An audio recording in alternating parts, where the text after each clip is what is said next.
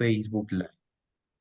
En este momento ya le cedo el uso de la voz totalmente a la maestra Nancy Villafán, que les pido por respeto a ella, enciendan su cámara, porque tenemos a una magnífica y excelente abogada, mi querida amiga Nancy Villafán.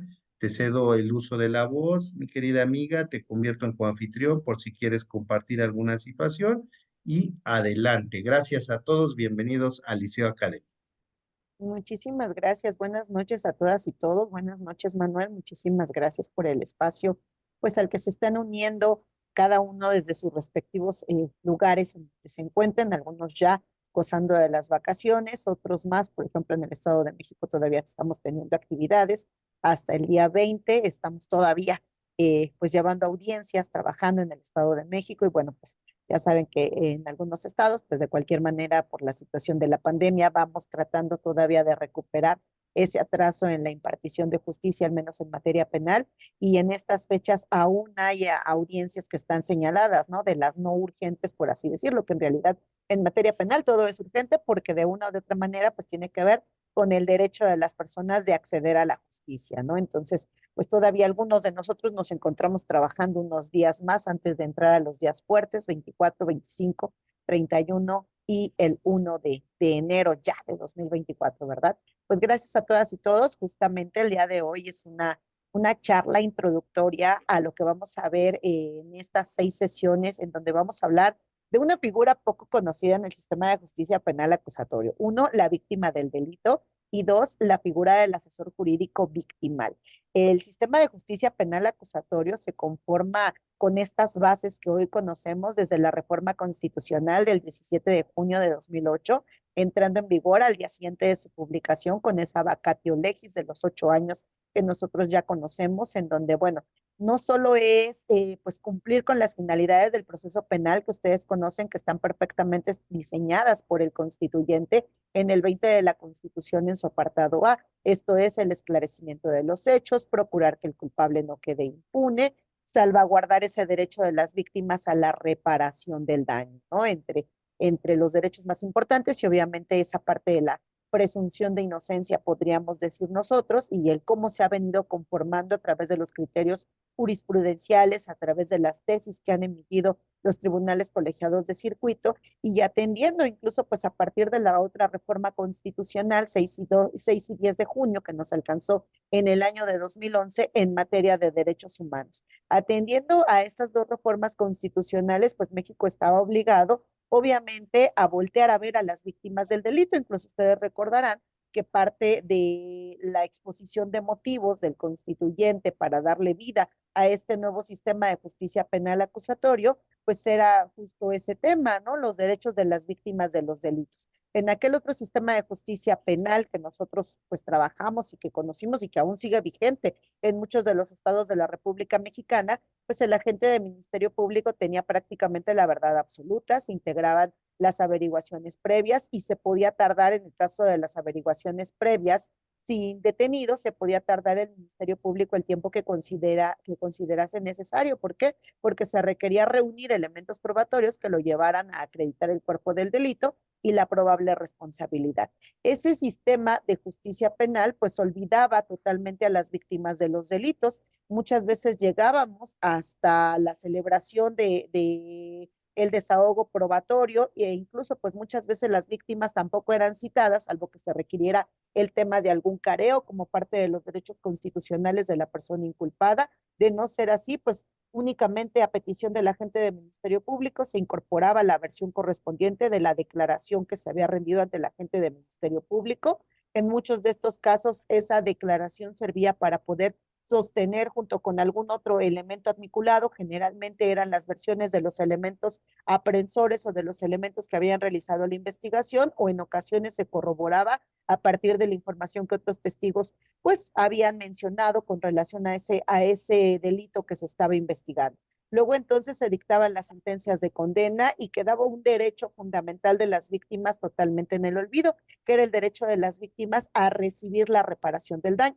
Luego, ya cuando se empieza a conformar el sistema de justicia penal acusatorio, en donde se parte de la idea de tomar en cuenta a la existencia de la víctima, la primera pregunta que nos surge, ¿y quién debe de ser considerada como víctima del delito? Incluso cuando nosotros revisamos el Código Nacional de Procedimientos Penales, habla de los derechos de la víctima y del ofendido. Y entonces viene una construcción a partir de la jurisprudencia interamericana en materia de derechos humanos sobre el concepto de la víctima del delito. En el ámbito interamericano no se considera la figura del ofendido, se considera a la víctima directa y se considera la figura de la víctima indirecta.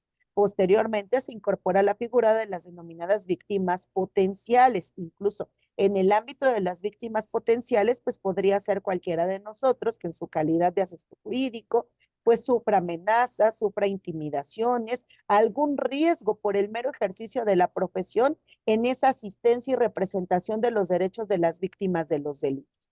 El sistema de protección a las víctimas está obligado a eso, a medir el tipo de riesgo en el que una víctima se encuentra, a salvaguardar su intervención durante todos los momentos de las etapas del procedimiento penal acusatorio, y uno de los principios fundamentales que pues rigen este sistema en comparación al sistema de justicia penal tradicional es el principio de igualdad que debe de regir entre las partes intervinientes en un procedimiento. Más allá de la igualdad sustantiva, es una igualdad que tiene que ser verificada tanto por el agente del Ministerio Público desde el inicio del procedimiento, a partir del momento en el que recaba la denuncia o la querella, y en su caso el órgano jurisdiccional ante la primera comparecencia en el procedimiento por parte del Ministerio Público, por parte de la persona imputada y por parte de su abogado defensor.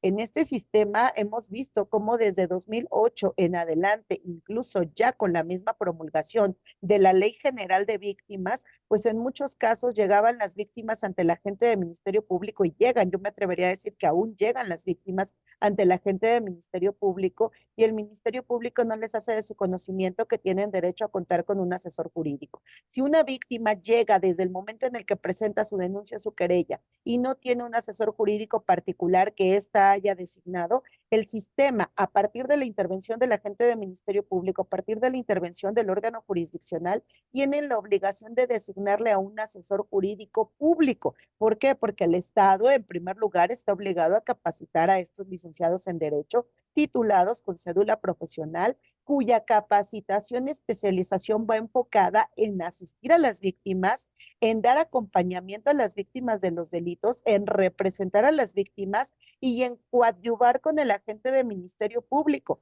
Si bien es cierto que nosotros vamos a revisar a lo largo de este curso que está diseñado justo para hablar de la figura de la asesoría jurídica victimal y de la importancia que ésta tiene, el cómo en la etapa intermedia la ley, en este caso el Código Nacional de Procedimientos Penales, establece que es ese el momento formal en el que el asesor jurídico, en este caso, obviamente, previa decisión de la víctima del delito de constituirse como coadyuvante, se formaliza su intervención para efecto de que haga las manifestaciones correspondientes de la acusación que presentó el agente del Ministerio Público, para que en su caso ofrezca los medios de prueba que en su caso el agente del Ministerio Público haya omitido ofrecer, y para que en su momento ese mismo asesor jurídico haga la cuantificación, pronunciamiento y ofrecimiento de los medios de prueba respecto de la reparación del daño. ¿Cómo se construye ese tema de la reparación del daño?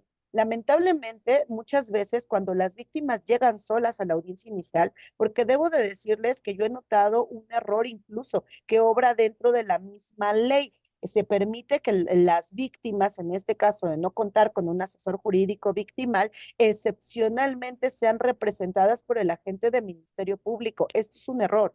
Las víctimas no podrían ser representadas ya en un momento cuando estamos frente a la audiencia ante un órgano jurisdiccional, no podrían ser representadas por el agente de Ministerio Público. ¿Por qué no? Porque el agente de Ministerio Público en ese momento tiene que comportarse con lealtad, y la lealtad va encaminada hacia el procedimiento penal, a velar que se garanticen los derechos tanto de la persona imputada como de la víctima, en este caso a la que tiene también la obligación de llevar a cabo todos los actos, todas las diligencias tendientes a que ésta reciba justicia. En el momento en el que le decimos al agente de Ministerio Público, usted puede excepcionalmente representar los intereses de la víctima del delito, se rompe las características de este sistema de justicia penal acusatorio, porque para ello el constituyente creó dentro de los derechos de las víctimas la figura de un asesor jurídico. No es que excepcionalmente el Ministerio Público, la excepción no debería de existir jamás, porque el Estado está obligado, si tú no vienes acompañada con un asesor jurídico particular, el Estado está obligado a designarte un asesor jurídico público. Y les voy a decir por qué yo noto que no podría darse esta excepción para que la gente del Ministerio Público represente excepcionalmente los derechos de una víctima. Porque una de las funciones del asesor jurídico, la más importante, creo yo, seguida de lo que es hacer todo lo tendiente para que la víctima quede garantizada y en su momento reparada de los daños que se le hayan causado, es el suplir las deficiencias que la gente del Ministerio Público vaya teniendo durante el desarrollo de la investigación y durante el desarrollo del procedimiento penal. Esto es, si yo noto que la gente del Ministerio Público omitió ordenar algún acto de investigación que va encaminado a determinar en su momento que hay elementos suficientes para poder ejercer acción penal en contra de la persona imputada, si yo noto que existe un riesgo a la víctima y ese riesgo a la víctima no se ha, en este caso, verificado de manera objetiva para que la gente del Ministerio Público pueda llegar a una audiencia inicial y en su momento, cuando toque el debate de las medidas cautelares, que el Ministerio Público, como lo dice el código, sea quien solicite la prisión preventiva de carácter justificado, tengo que requerir a la gente del Ministerio Público que realice todos estos actos de investigación pendientes. Si yo dejo esta cuestión en manos de la gente del Ministerio Público diciéndole, tú excepcionalmente puedes representar los intereses de la víctima, pero pongo de este lado a la víctima y la víctima no es técnica jurídica. La víctima lo único que entiende es que va a una agencia del Ministerio Público a buscar justicia. La víctima lo único que sabe es que no quiere ser colocada en una situación de riesgo por parte de su agresor. La mayoría de las víctimas lo menos que quieren es tener de frente nuevamente a su agresor. La mayoría de las víctimas lo menos que quieren es volver a tener comunicación, no quieren escuchar nuevamente ni la voz ni el nombre de la persona que las agredió. En este caso, si el Ministerio Público está llevando una investigación de carácter deficiente, una investigación omisa, una investigación que no reúne los elementos pertinentes, idóneos, para poder conducir esta investigación a reunir elementos para en su momento poder determinar la necesidad de ejercer acción penal, garantizar, salvaguardar la integridad física y emocional de la víctima del delito y garantizar la reparación de los daños de la víctima del delito. Es hasta absurdo que yo le diga, excepcionalmente, si no tienes asesor jurídico, porque el Estado en este momento no tiene uno que te vaya a designar durante tu intervención en audiencia, es absurdo que yo le diga, no te preocupes, porque el agente del Ministerio Público que tiene omisiones, el agente del Ministerio Público que tiene una investigación deficiente, va a ser quien en este momento de manera excepcional te represente. Y de manera excepcional, la pregunta sería, ¿y hasta cuándo excepcionalmente ese agente de Ministerio Público tendría que estarme representando? Sé que nosotros, cuando entramos a este sistema de justicia penal, pues seguramente lo que más nos preocupaba era acusar a una persona. Lo que más nos preocupaba era ejercer el papel de defender a una persona. Pero la otra vertiente que el sistema construyó en esta necesidad de generar igualdad procesal, igualdad sustantiva de quienes menos tienen conocimiento jurídico, que son el imputado y la víctima del delito, es garantizar la existencia de una asesoría jurídica. Porque si para una audiencia exiges forzosamente la presencia de un abogado defensor, incluso si yo notifiqué al abogado defensor para que estuviera presente en la audiencia, porque hasta ese momento la persona imputada venía asistida por un defensor particular y el defensor particular no se presenta, el mismo órgano jurisdiccional le instruye al auxiliar de sala, ¿sabes qué? Vamos a decretar 5 minutos de receso, verifica en el área de administración si el abogado defensor ya ingresó, si ya se registró. En caso de que no se haya registrado, pues trata de comunicarte con él para que te informe el motivo de su incomparecencia. En caso de que no tengas manera de comunicarte con él o te haya informado que tuvo un percance en el camino y que no va a poder presentarse, manda a llamar a un defensor público. Pero no puedes tener una sola apertura de audiencia sin que esté presente un defensor público. Porque en el caso de las víctimas de los delitos permites que esté presente la víctima que no tiene conocimiento técnico o peor aún que muchas veces la víctima ni tan siquiera haya llegado a la celebración de la audiencia y das por hecho que con la mera presencia del agente del Ministerio Público aplicando este criterio que tiene incluso desafortunadamente la Ley General de Víctimas y que corrobora el mismo Código Nacional de Procedimientos Penales, en caso de ausencia del asesor jurídico, en caso de que no exista asesor jurídico victimal, será excepcionalmente el agente del Ministerio Público quien represente a las víctimas del delito. ¿No estás generando una desigualdad? Por supuesto que sí. Si al otro no le permites que esté presente sin que tenga asistencia de un abogado defensor, porque a esta sí le permites que esté presente en una sala de audiencia o muchas veces que ni tan siquiera esté presente y que quien la represente sea el agente del Ministerio Público. No me dijiste desde el principio que el agente del Ministerio Público, cuando estaba integrando la carpeta de investigación, era autoridad y que una vez que hacía todo lo necesario para poder ejercer acción penal, se convertía en parte dentro del procedimiento. Entonces, si es parte dentro del procedimiento y a él le atribuiste un principio como lo es el conducirse con lealtad, el por qué entonces, si tú le designas ese Ministerio Público la función excepcional de representar a una víctima del delito, porque tú como Estado no previste la necesidad de contar con asesores jurídicos victimales suficientes, capacitados y especializados para dar ese acompañamiento, esa representación, esa asesoría a las víctimas de los delitos, porque tú mismo descompones en sala de audiencia el sistema.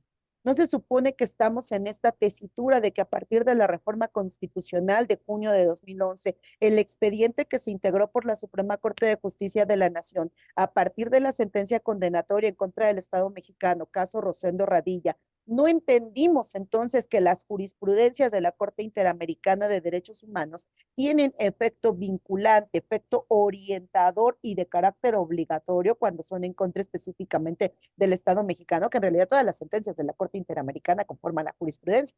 Y en realidad todas deberían de ser de carácter obligatorio, pero México en la CT 293 diagonal 2011, bueno, pues asumió que únicamente serían las sentencias que llevan nombre y apellido en contra del Estado mexicano, ¿no? Sin embargo, tenemos varias sentencias en donde se ha hecho referencia específicamente al carácter de las víctimas, en el caso de la sentencia de las mujeres de San Salvador Atenco, la cuestión amplia de la concepción de la figura de la víctima del delito. Y poco a poco la Corte mexicana pues ha creado jurisprudencia en el sentido de entender hacia dónde abarcan los derechos de las víctimas de los delitos y quién es el asesor jurídico. Yo sé que nosotros hemos venido entendiendo, comprendiendo el sistema de justicia penal desde la parte de que el debido proceso le corresponde a las personas imputadas y que no puedes llevar un procedimiento penal en donde ese debido proceso se hubiese visto vulnerado, afectado, y que en consecuencia toda vulneración de ese debido proceso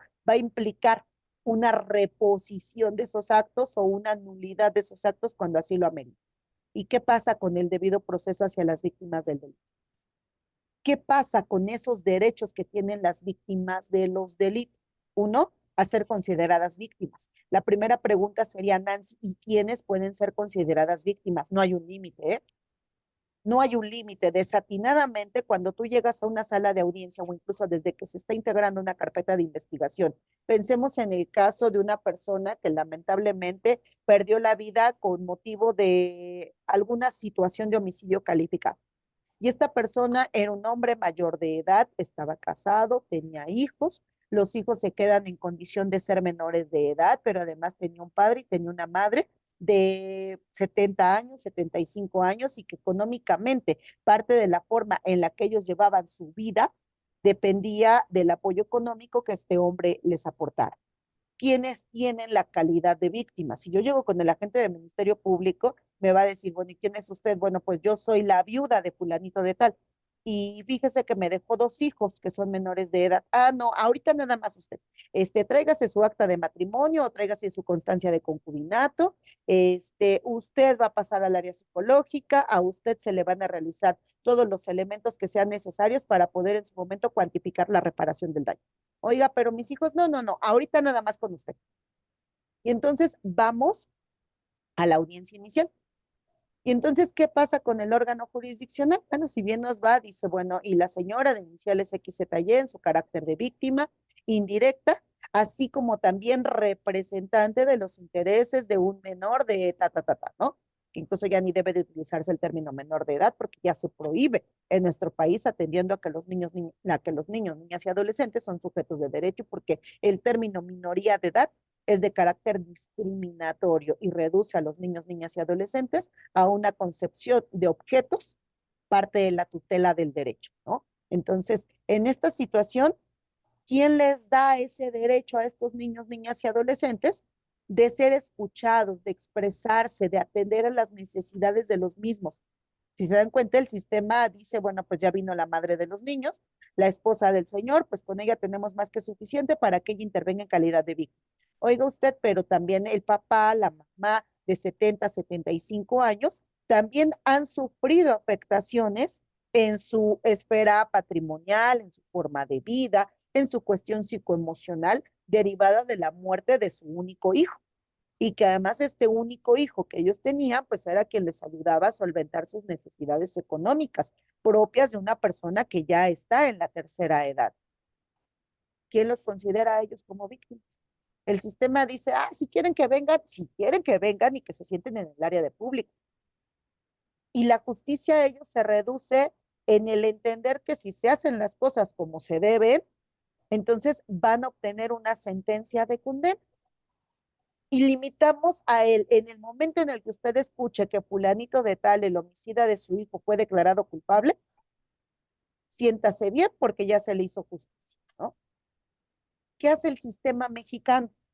Con todas estas deficiencias solamente te está dando una embarradita de justicia. Y vamos, siéntete bien, retírate y aquí ya todo se acabó, ¿no? Cuando en realidad, ¿quiénes tienen derecho a ser considerados víctimas? Todos. No hay una limitante. Puede ser la esposa, los hijos, el padre, la madre, hasta el único hermano o el único sobrino con el que tenía vínculo, cercanía. Porque si tú le preguntas al único hermano, oye, ¿cómo te sientes después de que te mataron a tu hermano? Te va a decir de la jodida. Tengo ansiedad, tengo depresión, tengo estrés postraumático, no he podido continuar con mi vida, aún más porque mi hermano y yo trabajábamos en la misma oficina.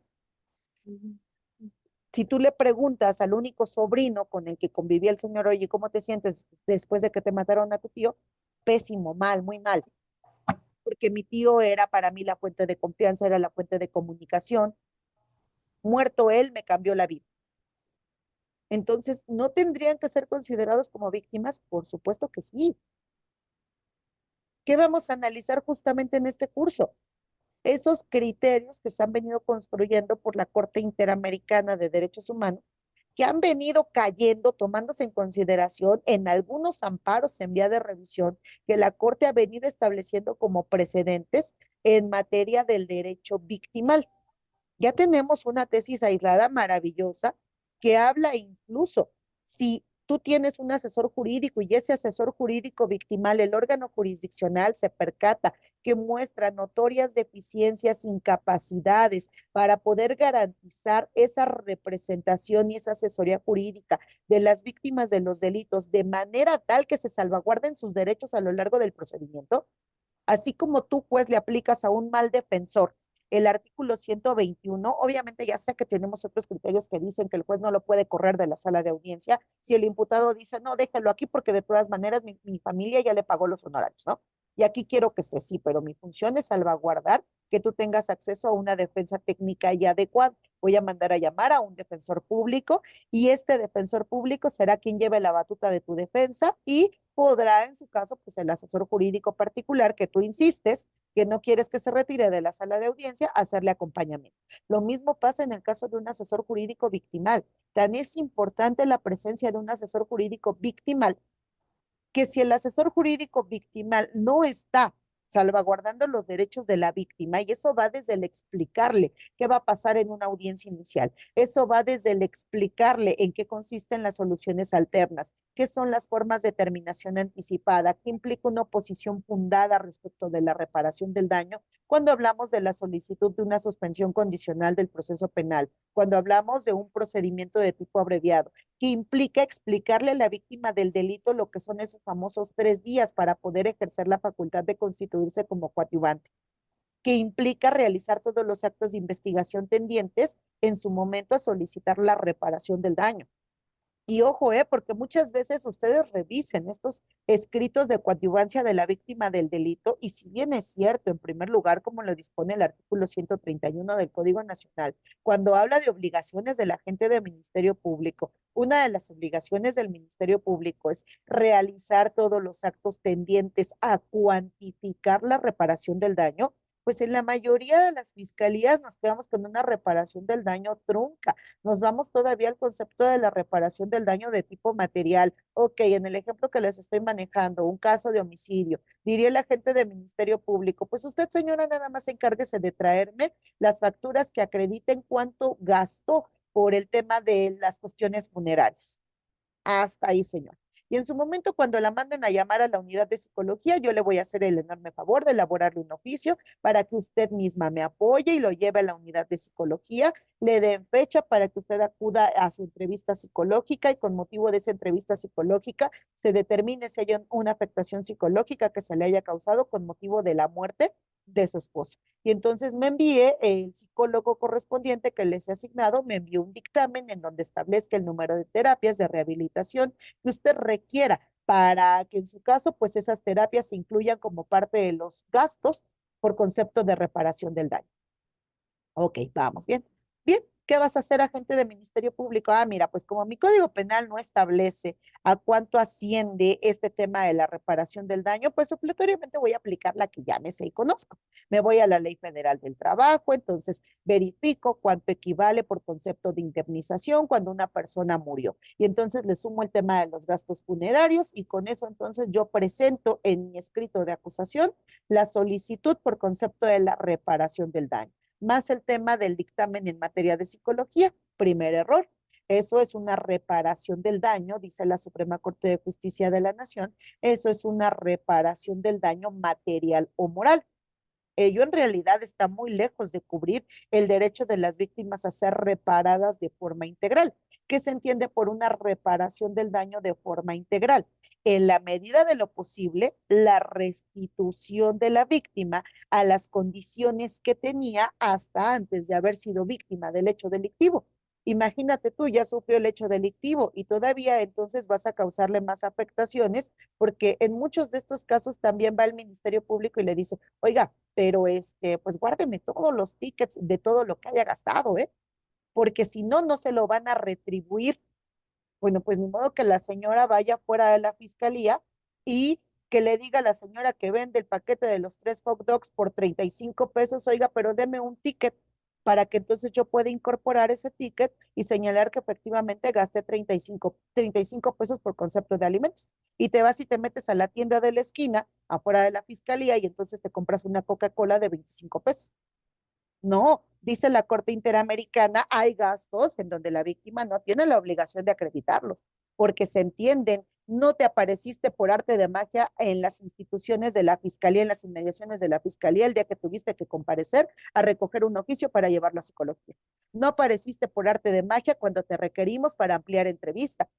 No apareciste por arte de magia cada vez que tú quisieras solamente para venir y presentarte y preguntarme sobre los avances de la investigación. Porque además es una obligación de la gente del Ministerio Público explicarle a las víctimas de los delitos en términos no técnicos, en términos sencillos, simples, cuáles son los avances de la investigación. Y eso se tendría que hacer de una manera bien sencilla, ¿eh? O sea, nada de ay, sí, pero fíjese que ya van a ser las 8 de la noche. Le voy a dar cita para que se presente otro día. Y entonces ya el otro día que venga usted, pues ahora sí con todo gusto venga y le explico. No, porque incluso para eso está el asesor jurídico. ¿Qué dice el Código Nacional 109-110? El asesor jurídico representará a la víctima del delito. O sea, yo requiero que la víctima vaya y me acompañe cada vez que voy a la agencia del Ministerio Público a preguntarle, oye, licenciado, ¿cómo va el avance de la carpeta de investigación?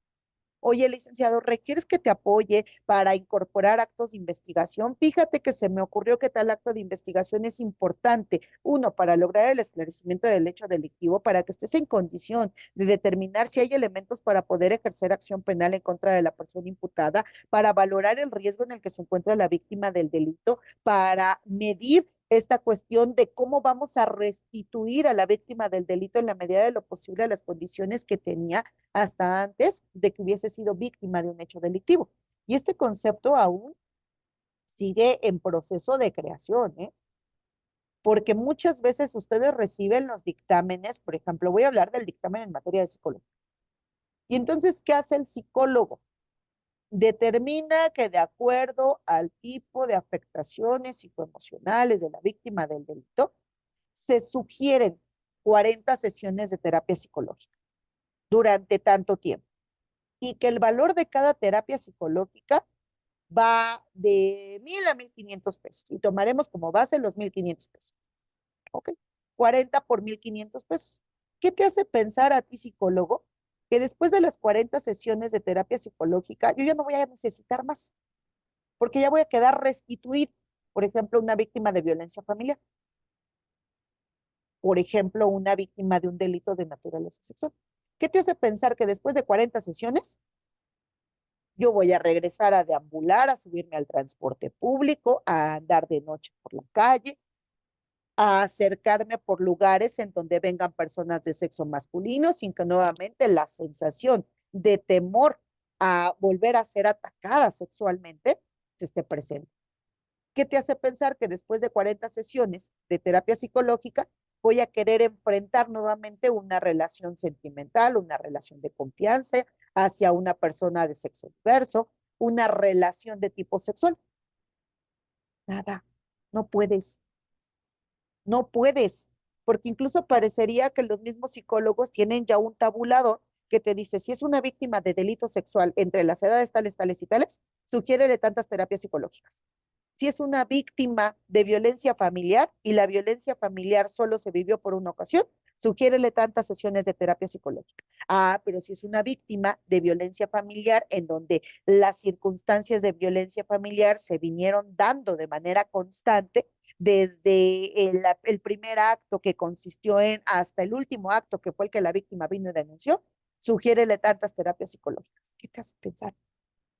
Que después de acabar la última terapia psicológica, voy a decir, sí, ya estoy lista, ya estoy reinsertada, que venga la vida y que me sonría. No hay nadie que lo determine. Incluso en el caso de afectaciones físicas tampoco se puede. Se establece, por ejemplo, una persona que fue impactada con motivo de un hecho de tránsito. Y entonces este señor venía a bordo de su motocicleta y entonces lo impacta un vehículo de transporte público de X zona y este vehículo de transporte público por sus dimensiones, altura, peso, desafortunadamente la persona le amputan la pierna porque quedó destrozada con motivo del impacto. Le amputan la pierna derecha.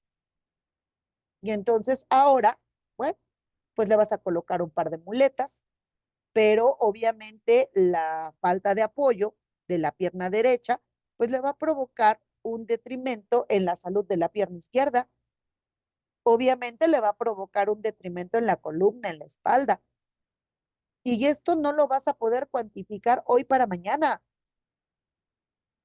porque si la persona tenía 30 años, por ejemplo, y entonces la esperanza de vida para una persona de sexo masculino es, pensemos, 65 años de edad, va a pasar 35 años de su vida en donde la pierna izquierda va a llegar a deteriorarse, el líquido de la rodilla izquierda ante la carga de peso de un solo lado, la columna, la espalda, pues todo eso va a traer una afectación entonces a futuro. Ahorita sería ilógico que yo te diga, ay, mira, no te preocupes porque consideramos entonces que con tantas terapias de rehabilitación física tú vas a quedar restituido. Es imposible, no podemos.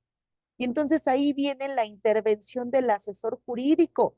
Por eso uno de las obligaciones que establece el Código Nacional de Procedimientos Penales es justo eso, equipararlo a las obligaciones que tiene un abogado defensor. Oye, Nancy, pero no hay un artículo que específicamente en el código hable de las obligaciones del asesor jurídico. Pues no, porque se le pasó al legislador, pero también es justificable porque venía una ley especializada en la materia, una ley general de víctimas. Oye, Nancy, pero es general, no importa, tiene aplicación de carácter concurrente. Yo sé que tenemos leyes de víctimas en los estados de la República Mexicana, perdón, ejemplo, la ley de víctimas para la Ciudad de México, que a lo mejor tiene ya más construido el concepto de la reparación del daño integral, pero la que utilizamos es la Ley General de Víctimas. En este caso, en esa Ley General de Víctimas, si tienes un artículo que específicamente habla de las obligaciones del asesor jurídico, tu obligación está desde el inicio, coadyuvar con el agente de Ministerio Público para que se soliciten, se requieran en términos del 217, 220 del Código Nacional,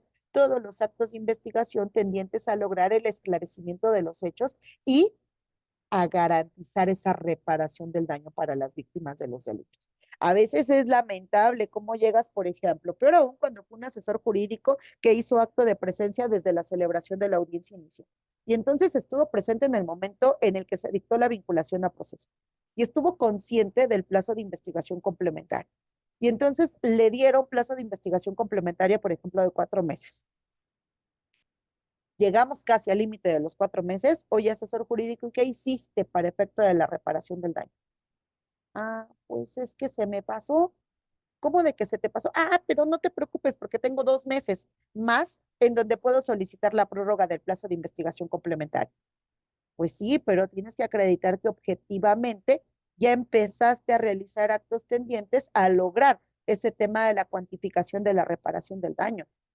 ¿Cuáles van a ser esos actos pendientes? Ya fuiste con el agente de Ministerio Público y le dijiste, oiga, ¿sabe qué agente de Ministerio Público? Necesitamos un oficio para efecto de que mi víctima acuda al área de psicología y se determine si en ella se detectan características propias de algo que se llama estrés postraumático. Y entonces se cuantifique aproximadamente, en caso de existir características de estrés postraumático, cuál sería el monto de terapias no limitadas que se requeriría para tratar de restituir a la víctima.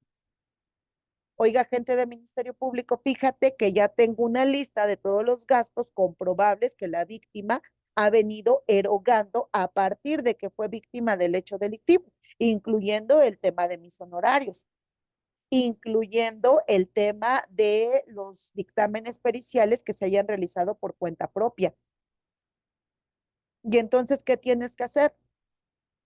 Da la intervención al área de trabajo social para que aproximadamente te determine cuál es el monto, rubro por rubro, de lo que la víctima ha generado por gastos a partir de haber acontecido el hecho victimizante. Lo idóneo sería que lo hiciera un perito matemático actuarial, pero en muchas de las fiscalías no hay peritos matemáticos actuariales.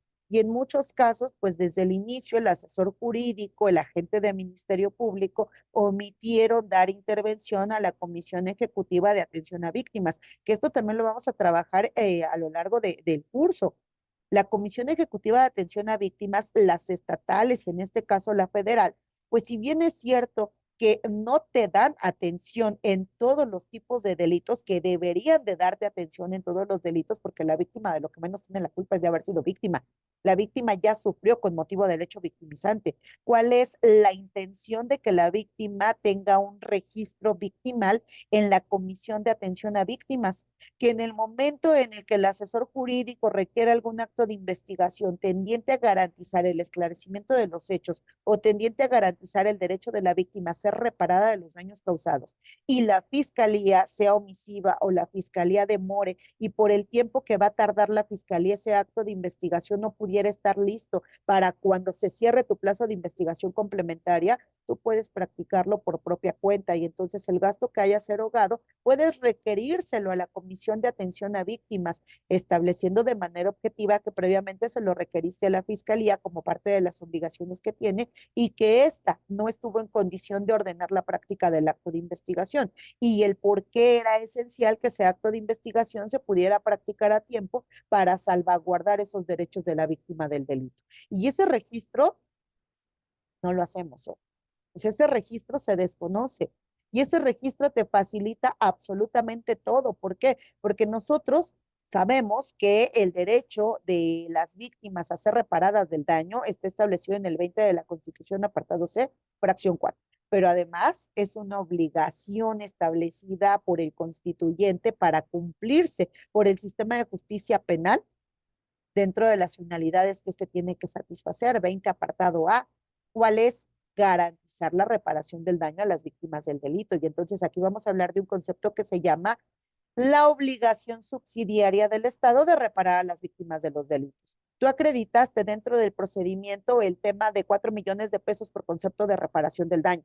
Ah, bueno, pues si la persona que está obligada a pagar la reparación del daño de origen, en este caso el sentenciado, con sentencia firme, acudiste ya al procedimiento de ejecución y en el procedimiento de ejecución dijo, mira, yo no tengo lana, yo no tengo manera de repararte los daños que se te hayan causado. Me declaro en quiebra, no puedo pagarte los daños. Ah, bueno, pues entonces ahí entra la obligación del Estado de reparar de manera subsidiaria.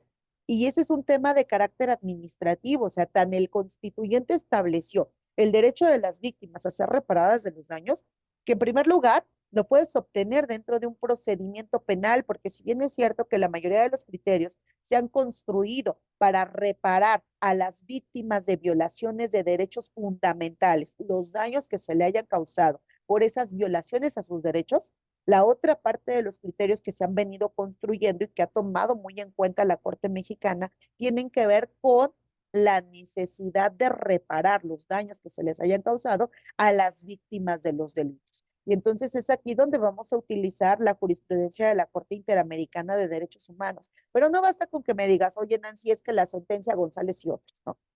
La multicitada Campo Algodonero dice que no, espérame, ¿en qué párrafo hay manera de citar de manera correcta la jurisprudencia de la Corte Interamericana de Derechos Humanos?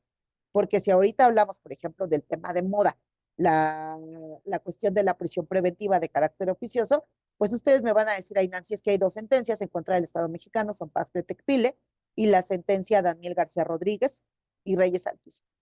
Por lo tanto, entonces no debes de aplicar la prisión preventiva oficiosa. Ajá, ¿y qué párrafo? ¿Qué párrafo me obliga a mí a atender entonces esta parte? Y muchas veces llegamos a eso, ¿no? Ah, es que la sentencia Campo Algodonero, dicen ustedes, contra el Estado mexicano. Pero ¿qué parte de la sentencia? ¿Qué párrafo de la sentencia dice que es que la sentencia Mujeres de San Salvador Atenco? ¿Qué párrafo de la sentencia dice que entonces yo estoy obligado a?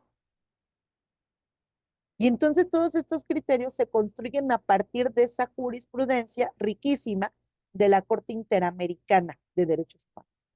Y entonces, ¿qué se tiene que hacer? El asesor jurídico victimal trabaja para ello, tiene que ir construyendo ese derecho de las víctimas a ser reparadas de forma integral, diría mi queridísimo juez Malagón, ¿no? Luego llegamos a las audiencias en donde ya incluso se tramitó, voy a decirlo así, se negoció con el agente del Ministerio Público un procedimiento abreviado y entonces viene el asesor jurídico victimal, viene la víctima del delito, a la audiencia en donde se van a verificar los requisitos de procedibilidad de la forma de determinación anticipada.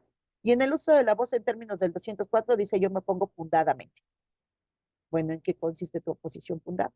Su señoría, es que yo escuché que si no se garantiza el derecho de la víctima a ser reparada de forma integral, se vulnera su derecho. ¿Y qué has hecho tú para que esa reparación del daño de forma integral hasta este momento esté cuantificado? No, su señoría, pero de aquí en adelante lo voy a hacer. Por eso es que ahorita no hay condiciones para que se autorice la abreviatura. No estamos incurriendo entonces en una mala asesoría jurídica, no estamos incurriendo en deficiencias del asesor jurídico, porque si ahorita viene un defensor y para efecto de una forma de determinación anticipada me dice, fíjese su señoría que yo todavía no conozco la pena, que en todo caso el Ministerio Público estaría ofertando para mi defendido. Pero si ahorita me deja conocerla, ahorita hablo con mi defendido y ahorita se le explica. Hay deficiencias en la defensoría, no te voy a permitir entonces que tú continúes defendiendo a Juanito Pérez. Hay jueces que con la mano en la cintura te van a decir 121, vámonos para afuera. Nomás aguántese que venga el defensor público. ¿O tiene usted, señor imputado, otro abogado defensor que venga y que haga las veces de defenderlo adecuadamente? No, pues entonces vámonos para afuera, ¿no? Lo mismo pasa con un asesor jurídico que supo que la persona fue vinculada a proceso, que tuvo un plazo de investigación complementaria, que conocía sus obligaciones establecidas en la Ley General de Víctimas. Y una de ellas, pues si bien es cierto que el 131 dice que el Ministerio Público realizará todos los actos tendientes a que quede garantizada la reparación del daño a la víctima del delito, pues si no lo hizo el MP, tú tenías que haberlo realizado.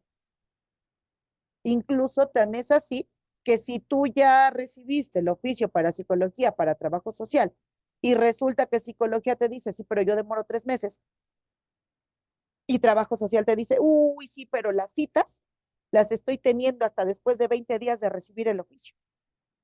Ah, y el dictamen, me voy a tardar mes y medio. Entonces, ¿qué tuviste que haber hecho? Pues ahora sí, con elementos objetivos, acudir a solicitar una prórroga. Pero si vienes y me dices, fíjese que no he hecho nada, pero me acabo de enterar que lo puedo hacer y de ahí que quiero la prórroga, pues no, porque entonces tú también vas a generar violaciones a los derechos de la persona imputada, porque así como la víctima tiene derecho de acceder a la justicia, pues imagínense ustedes el imputado si se encuentra, por ejemplo, sujeto a una medida restrictiva de su libertad ambulatoria. Medir el riesgo a la víctima del delito para cuando se va a solicitar una medida cautelar de prisión preventiva. Eso es algo que tampoco hacemos cotidianamente los asesores jurídicos, ¿no? Es más, hasta las asesorías jurídicas son objeto de meme, van y se adhieren a lo que el Ministerio Público solicita. Cuando tu función es, si tú notas omisiones, deficiencias, tienes que suplir esas omisiones o deficiencias en las que incurrió el agente del Ministerio Público, a fin de que se salvaguarden sus derechos de la víctima del delito. Cuando se toman de manera correcta, pues la verdad es que el tema de la asesoría jurídica, de ahí la importancia que en su momento platicaba con Manuel, el tema de la asesoría jurídica pasó entre azul y buenas noches. O sea, nos quedamos solamente con la función del defensor. Yo le comentaba a Manuel en su momento, la mayoría de las capacitaciones diseñadas por la extinta CETEC fueron encaminadas a capacitarlos para ser defensores. Se nos enseñó a defender piedra, cincel, machete y demás a las personas imputadas de un hecho delictivo. ¿Y quién defiende a las víctimas de los delitos? Decíamos, pero ¿para qué quieres? ¿Quién defiende a las víctimas? Y la figura del Ministerio Público surgió para defender a las víctimas. No es cierto, hoy el Ministerio Público es un representante social. Hoy el agente del Ministerio Público está obligado a comportarse bajo un principio que se llama lealtad, mientras el defensor y el asesor están obligados a comportarse con un principio que se llama probidad. Y entonces, ¿quién capacitó a los asesores jurídicos? ¿Y qué vemos en las audiencias? Se formula imputación. ¿Asesor jurídico alguna manifestación? Ninguna asesor. ¿Vinculación a proceso? Ninguna asesor. Debate de medida cautelar. Me adhiero, su señor. Llegamos al intermedio. Me presentan un escrito en donde nomás dice que solicitan que se deje a salvo el derecho de la víctima para hacerlo valer en ejecución de sentencia respecto de la reparación del daño integral. Ya. Y ya aprendimos el concepto de reparación del daño integral porque suena bonito. Y vamos, Pérez, vamos a las audiencias de individualización judicial de la sanción y reparación del daño, que es en donde yo siempre digo que deben de brillar los asesores jurídicos victimales. Y entonces dice la gente del Ministerio Público en orden de ideas. Su señoría, y en aras de evitar indebidas repeticiones, solicito se tenga por reproducido la parte de cada uno de los órganos de prueba que resulte procedente para de ahí establecer el tema de la imposición de la pena y de la reparación del daño. Y me desisto, su señoría, del desahogo de diversos medios probatorios. Y viene el asesor jurídico. Me adhiero, su señoría, a lo solicitado por el agente del Ministerio. tache, mal. Y entonces el órgano jurisdiccional que termina por decir, bueno, déjese a salvo el derecho de la víctima para hacer valer lo correspondiente al tema de reparación del daño integral en ejecución de sentencia. Y pum, te vas a ejecución de sentencia. Y ahí tienes a un ministerio público especializado. ¿Y qué dice el juez? Bueno, pues dado que aquí tengo una sentencia firme en donde el juez anterior dejó a salvo el derecho y dejó a salvo el derecho, pues porque seguramente el asesor jurídico victimal no hizo nada.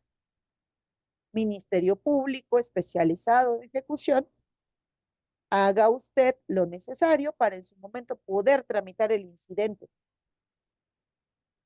de cuantificación de la reparación. Y entonces, ¿qué pasó en realidad con el tema de los derechos de las víctimas? Ahora, muchas veces el tema de la proporcionalidad, ojo, que esto también lo tiene la Corte Interamericana de Derechos Humanos y lo aterrizó la Corte Mexicana. ¿Hasta dónde llega el tema de proporcionalidad respecto de la reparación del daño a las víctimas? Si tú te vas a la Ley General de Víctimas, te va a establecer la Ley General de Víctimas, que se entiende bajo este concepto de proporcionalidad el derecho que tienen las víctimas a ser reparadas del daño, bajo dos temas específicos. Ninguna víctima pretenderá enriquecerse, y esto es obvio, con motivo del daño sufrido. Y dos, pues el tema de que contemple las medidas que reparan integralmente los daños que las víctimas hayan sufrido. ¿Y cuáles son estos? Te dice la Ley General de Víctimas, pues son 5 las medidas. La medida de rehabilitación, restitución, compensación, no repetición y la medida de satisfacción. Y entonces te está indicando asesor jurídico que si tú tienes un ministerio público que solicitó el tema de la reparación del daño, bajo el concepto de reparación del daño material o moral, que dice la Corte que es solo una pequeña partecita del derecho de las víctimas a ser reparadas de forma integral, pues entonces, ¿qué tienes que hacer tú, asesor jurídico? Identificar cuáles son las otras medidas que le están faltando a la construcción del concepto de la reparación del daño integral. Y me tienes que decir en qué consiste la medida de compensación, que ahí va a entrar el tema de tus honorarios. Por eso, si bien nos va, el agente del Ministerio Público le dice a la víctima, mire, la voy a mandar con el trabajador social, pero con el trabajador social ya presente usted una cartita en donde su abogado le diga cuánto le va a cobrar por el tema de honorarios. Y entonces ahí va la pobre víctima con el trabajador social. Mire, mi abogado me dio este papelito que dice que me va a cobrar tanto por reparación, tanto, perdón, por sus honorarios que me ha venido prestando. Bueno, a ver, ¿desde qué momento ha sido tu abogado? ¿Te dio acompañamiento desde que se estaba integrando en la carpeta de investigación? ¿Te dio acompañamiento durante la audiencia inicial? ¿Estuvo presente en el caso de que se haya solicitado duplicidad durante la celebración de la audiencia inicial? ¿Estuvo presente durante el plazo de investigación complementaria? ¿Te viste ante la necesidad de cambiar de asesores jurídicos después de la audiencia inicial en la que se vinculó a proceso? ¿Cambiaste de asesores jurídicos durante el plazo de investigación complementaria? ¿Tuviste diversos asesor jurídico durante la etapa intermedia? ¿Ya te hizo una cuantificación hasta la etapa de juicio? ¿Te hizo una cuantificación si llegas hasta la etapa de ejecución penal? Eso es la medida de compensación, más todos los gastos que la víctima haya erogado con motivo de haber sido víctima del hecho delictivo. Y esto va a depender de qué tipo de hecho delictivo fue víctima. Y entonces la función del asesor jurídico es armar un plan integral de reparación de los daños causados. Eso te va a dar la clave para que en su momento llegues a oponerte fundadamente a una solución alterna como lo sería la suspensión condicional del proceso penal, para que llegues a oponerte a una forma de terminación anticipada como lo sería un procedimiento abreviado. Eso te va a dar la clave para en su momento poder presentar el escrito en términos del artículo 338, en donde la víctima materializa su facultad para poder constituirse como coadyuvante del Ministerio Público. Eso te va a dar los elementos a partir de los cuales vas a poder intervenir en esa otra parte interesantísima de la etapa de juicio que se llama audiencia de individualización judicial de la sanción y reparación del daño. Eso te va a permitir en su momento poder obtener esa cuantificación específica sobre la reparación del daño. Y si algo por ahí queda volando porque es imposible de determinar hasta este momento. Por ejemplo, el caso de las terapias psicológicas, nada te dice que después de 40 terapias psicológicas, Nancy va a ser capaz de restituirse hasta la condición que tenía hasta antes de haber sido víctima del hecho delictivo. Esos detallitos que quedan a salvo son los que vas a hacer valer en ejecución penal. Y entonces, cuando tú ya tengas lista tu plantilla de reparación del daño en ejecución penal y la persona sentenciada te diga, no tengo dinero, me declaro insolvente para, pues con eso vas a poder ahora iniciar el procedimiento administrativo ante la Comisión de Atención a Víctimas. Con eso vas a poder ahora, incluso, pues, si te da para ello, irte a un procedimiento de naturaleza civil y allá poder obtener la reparación de los daños. La intención del constituyente de crear esta figura, este derecho de las víctimas a ser reparadas, no se limita solo a la materia penal. De ahí entonces que la obligación del Estado sea subsidiaria. ¿Para efecto de qué? Para los casos en donde el daño no puede ser reparado por la persona que está obligada a hacerlo.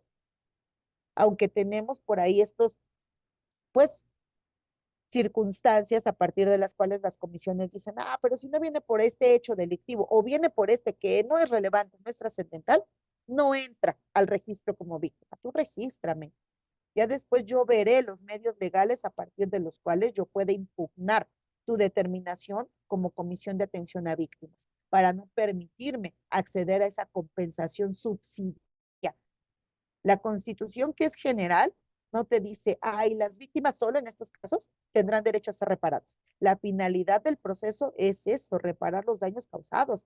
El derecho de la víctima en el 20 sea fracción 4 te dice la víctima tiene derecho a ser reparada del daño causado y no hace distintivo entre víctimas menos graves o víctimas más graves. El resto son temas de políticas públicas.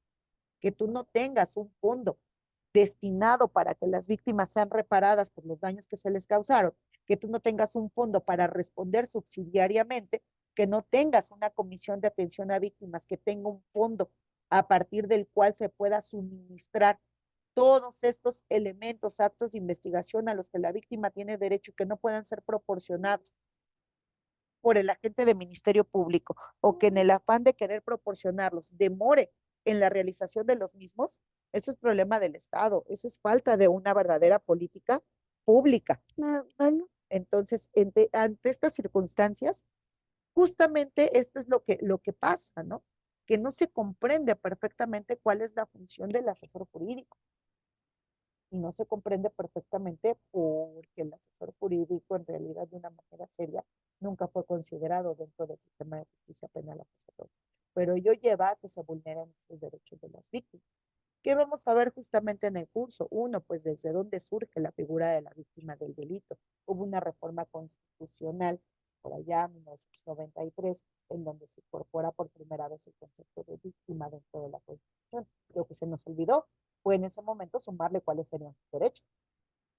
Viene la reforma de 2008 y bueno, pues ya no podíamos decirle que no a las víctimas de los delitos, porque parte del meollo por el que se construye este sistema, pues es darle acceso a las víctimas para que puedan estas dejar de ser solamente el declarante principal, la cerecita del pastel, y entonces se conviertan en sujetos de derechos. Viene la reforma en materia de derechos humanos y nos guste o no, las sentencias de la Corte Interamericana construyen este sistema de protección de los derechos de las víctimas y tenemos que voltear a ver a la construcción de lo que es el debido proceso a favor de las víctimas de los delitos. Hemos ido comprendiendo poco a poquito que el sistema no solamente es el Código Nacional de Procedimientos Penales y la Constitución, que el sistema se conforma también por una ley general de víctimas, que los estados de la República, atendiendo a la ley general de víctimas y a su reglamento, pues han construido comisiones estatales de atención a víctimas, que existe un trámite administrativo para que las víctimas puedan acceder a contar con un registro y formar parte de ese fondo de ayuda victimal, que hay que agotar un trámite de tipo administrativo para que las víctimas puedan ser compensadas subsidiariamente en medida de lo posible por un monto al que equivale el tema de lo cuantificado dentro del procedimiento en el que pues se determinó la situación de que sí fueron víctimas de un delito y que ya hay una persona que fue declarada penalmente responsable por la comisión de ese delito para que éstas accedan a esa compensación subsidiaria en vía de reparación del daño. Se ha construido el concepto de reparación del daño integral. ¿Qué no sabemos? En la mayoría de los casos, construir planes de reparación. ¿Qué no sabemos? Medir riesgos victimales de manera objetiva. Y justo el día viernes surgieron dos criterios interesantes, ¿no? Sobre la declaración de las víctimas y los testigos cuando no se presentan a la audiencia de juicio. Más o menos estos criterios pues hablan en la tesitura de que el asesor jurídico presentó un documento en donde la víctima ahí le escribió que no acudía porque había sido amenazada por la persona pues, que sobre de ella había cometido una conducta delictiva y entonces solicitó que bajo esa tesitura, en términos del 386, su entrevista de la víctima, registro de investigación, fuese incorporada por lectura ante la existencia de ese riesgo atribuible a la persona acusada por el que la víctima no podía comparecer a la audiencia de juicio.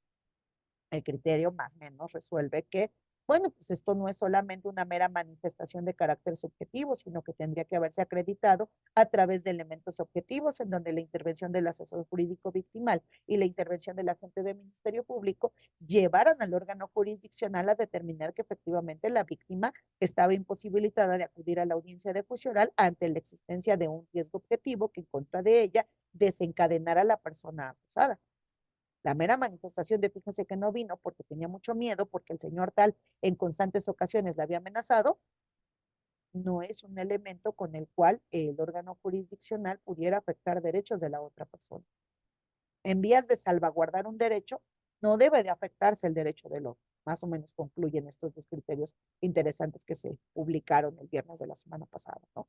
Entonces, ¿qué pasa con esta función del asesor jurídico? Pues creo que debemos de tomar con la seriedad que se requiere cuál es la intervención de una víctima del delito, cuál es la intervención del asesor jurídico, conocer los criterios de los amparos en revisión, que eso es lo verdaderamente rico. A veces nos limitamos es que una tesis aislada.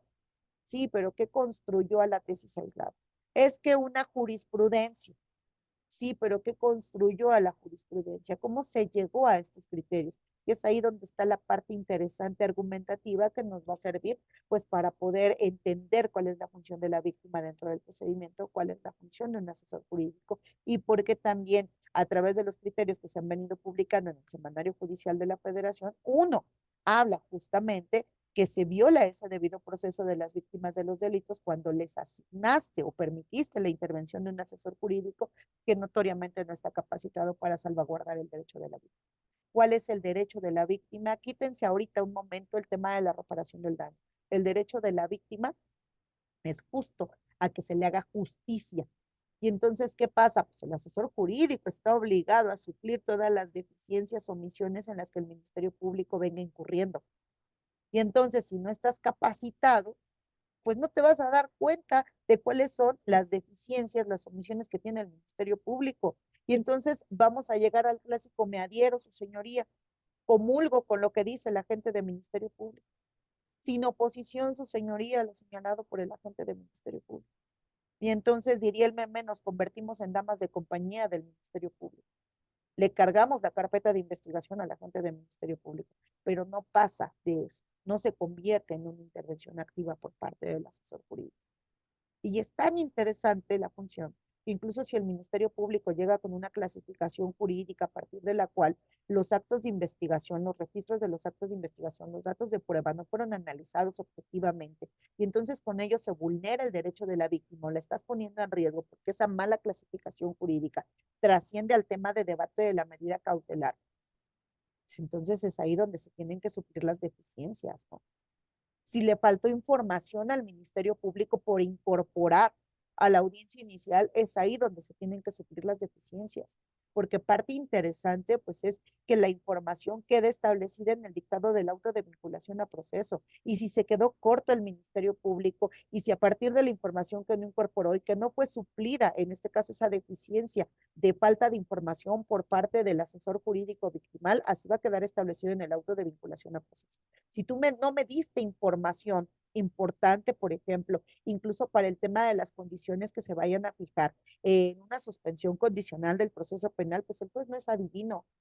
A distinción del anterior sistema, el juez no puede tener acceso a los registros de la investigación. Tú debiste de haberle aportado información si el agente del Ministerio Público se estaba quedando corto en la información que estaba señalando en una audiencia en donde se verificaran los requisitos de procedibilidad de una suspensión condicional del proceso penal. El tema de la reparación del daño para efecto del procedimiento abreviado.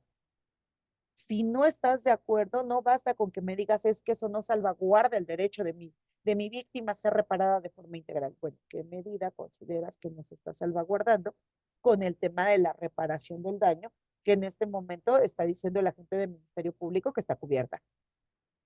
O que ya hay una promesa de garantía efectiva de la reparación del daño. ¿Qué medida consideras de las que conforman a la reparación del daño integral que no está cubierta? ¿Y por qué no está cubierta? Esa es la parte de la objetividad. O sea, yo te puedo decir, bueno, pues es que yo te voy a cobrar solo como asesora jurídica 5 millones de pesos.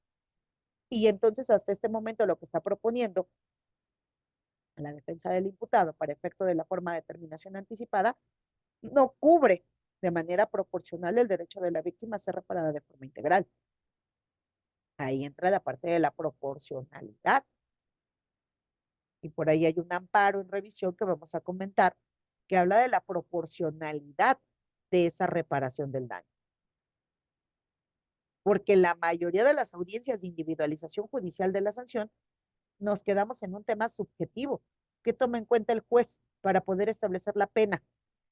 Bueno, pues nada más el comportamiento de la persona sentenciada, las circunstancias de la víctima, las circunstancias en las que aconteció el hecho. ¿Y eso qué es? Subjetivo, ¿no? Y para la reparación del daño, pues si no tengo elementos, dejo a salvo el derecho. Pero ¿por qué no tienes elementos? Pues porque ni el MP ni el asesor jurídico hicieron lo necesario.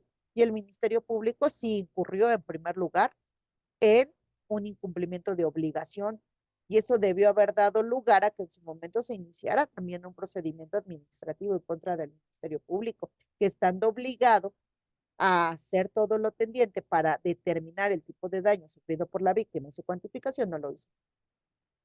Y si la víctima acudió a una intermedia con un asesor jurídico victimal y el asesor jurídico victimal brilló por su tema de ausencia de conocimiento y el juez permitió que ese asesor jurídico victimal pues estuviera asistiendo a la víctima y llegó a juicio y en juicio tampoco se hizo nada, pues entonces hay una violación al debido proceso de la víctima. Y entonces, vean cómo el sistema está construido sobre, yo le digo, el ir poniendo curitas. Tienes a la víctima, porque no te quedaba de otra, pues ahora ponle un curita y colócale ahí el asesor jurídico victimal. Pero como entendemos las deficiencias, no contar uno con suficientes asesores jurídicos, falta de capacitación especializada e instrumentalizada sobre la figura del asesor jurídico victimal, pues entonces ponle ahí, para evitarte problemas, que el Ministerio Público podrá excepcionalmente hacer las veces de representar los derechos de la víctima del delito. Y a quien sí capacitaste, al Ministerio Público. Pues sí, pero mira, nada más ponte a pensar, el Ministerio Público en determinado momento se va a convertir en una parte procesal. Y entonces ya desde el mero hecho de decirle sí, pero representas a la víctima, rompes con la estructura de igualdad del procedimiento.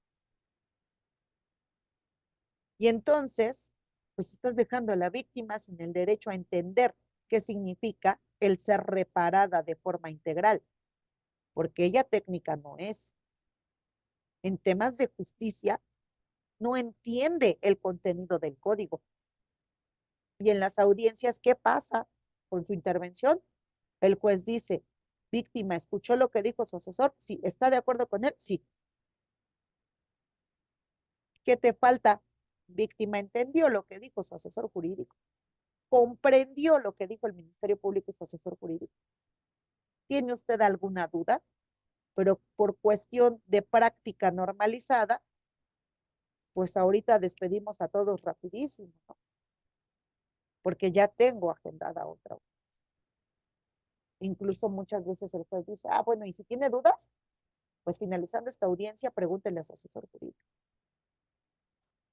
Pero pues si de paso el asesor jurídico tampoco comprende cuáles son sus obligaciones dentro del sistema porque se limitó a conocer la Constitución y el Código Nacional, pues entonces he ahí la falta de garantía de los derechos hacia las víctimas de los delitos. De ahí lo importante de concebir, pues, un tema de una capacitación especializada en temas de asesoría jurídica victimal. Y que en los estados de la República yo les puedo decir que de verdad no hubo una capacitación seria para los asesores jurídicos. Los mismos programas que tenías diseñados para defensores son los que se habilitaron para los asesores jurídicos de las víctimas de los delitos.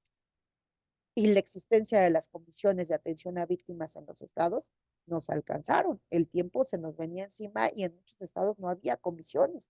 Entonces, de repente buscaste un espacio y creaste ahí una comisión y dijiste, bueno, capacita estos elementos que van a formar parte de manera administrativa de la comisión y que ahora se conviertan en comisionados que brinden atención especializada a las víctimas de los delitos. Pues sí, pero la víctima no puede llegar sola, ¿no?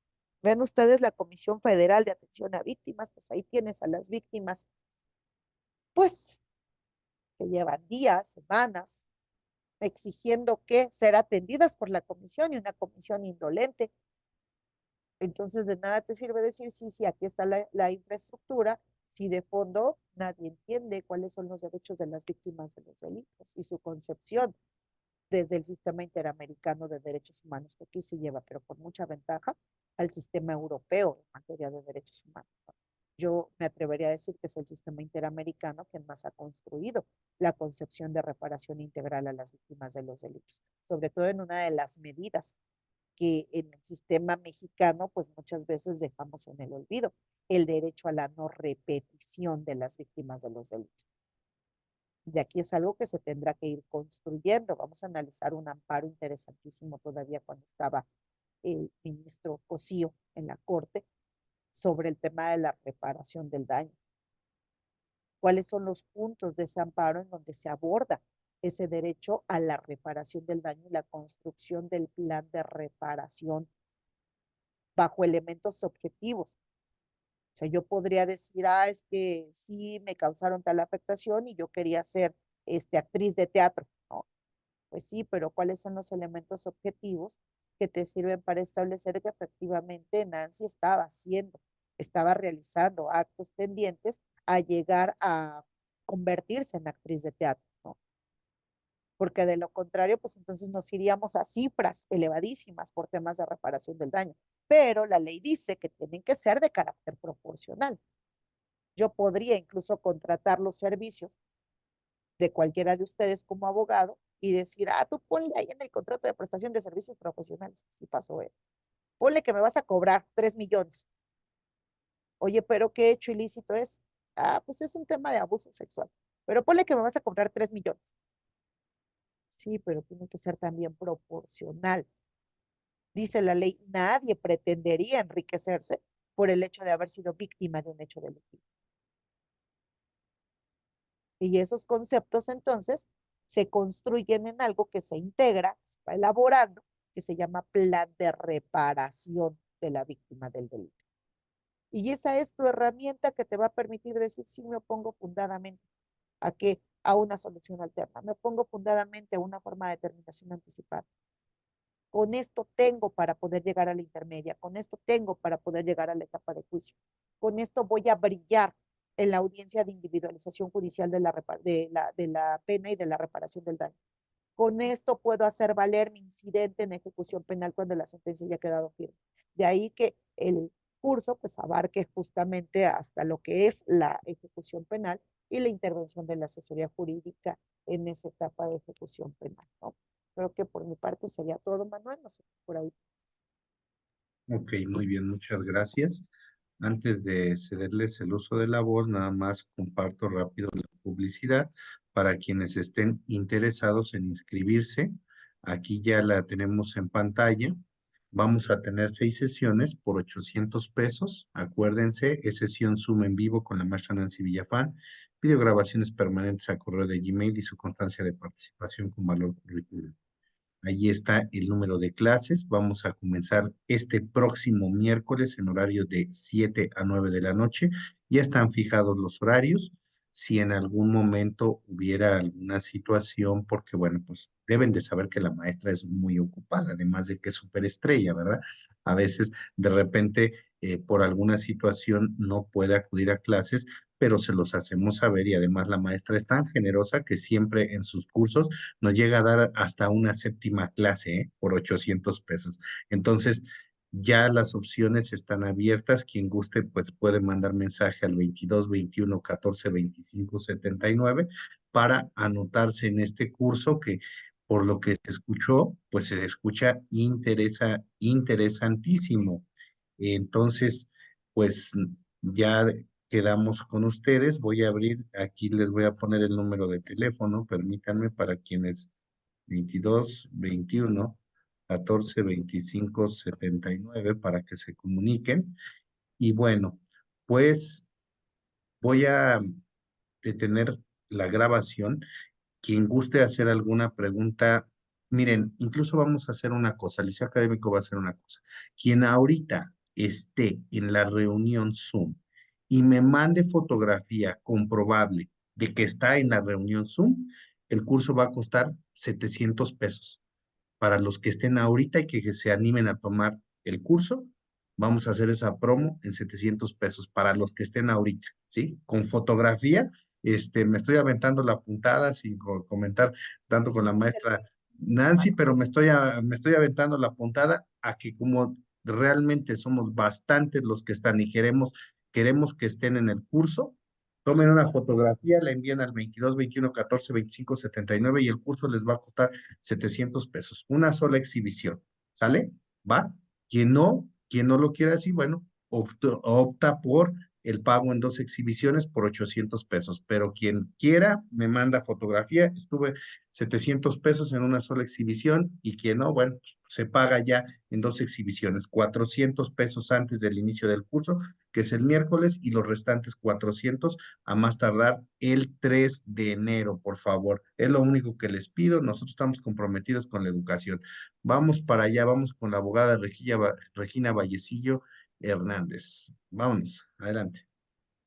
Gracias, maestra Nancy. Pues qué gusto volverla a ver. Fue la primera ocasión hace casi medio año, donde tuve la oportunidad de conocerla. Es una excelente maestra, muy dedicada, siempre con mucha apertura. Y la verdad es que lo que nos acaba de decir es lo único más certero. Nosotros los asesores victimales pasamos o tenemos que pasar de ser me adhiero a realmente a ser activos en lo que es nuestra función. Sí, hay muchísima, tenemos una puerta que se nos cierra, una puerta invisible por parte del Ministerio Público, perdón, cuando nos dice, yo sé lo que estoy haciendo, yo sé que con esto me alcanza. Yo me tocó hace poquito una que es en la que estoy y que esto me cayó como anillo al dedo. Yo creo que el maestro Manuel nos lee la mente, yo no sé qué es lo que pase, pero yo ahorita estoy en ese punto de preparar la reparación integral de la víctima por una violencia familiar de hermanos. Y yo cuando le dije, oye, no traemos el pericial de psicología. Y me dijo, licenciada, pues que es la primera vez que usted entra a una audiencia. Le dije, porque no es la primera vez, licenciada, y porque me he capacitado bastante. Le digo que sin esa parte vamos con una silla que tiene solamente 3 pies.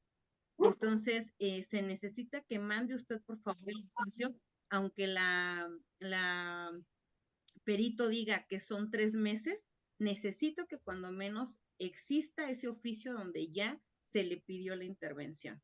Ahorita estoy buscando una intervención para poder solicitar la reparación del daño cuantificable y pues esa está carísima. Entonces quiero investigar dónde no la pueden realizar, entre comillas, de manera gratuita o asistencial para que se pueda dar. Pero la Ministerio Público, el día que vinculó, licenciada, no era la fecha, no era el lugar, no era el nombre correcto de la víctima. Si yo no hubiera estado al pendiente, si yo realmente no hiciera mi tarea como asesor, esos 3 elementos se nos van y no podemos, gracias a Dios, todas las que he participado han estado vinculadas a proceso, pero es una tarea que efectivamente lo dijo, no tenemos esa asesoría, estamos a ciegas, estamos dando palos de ciego los asesores victimales.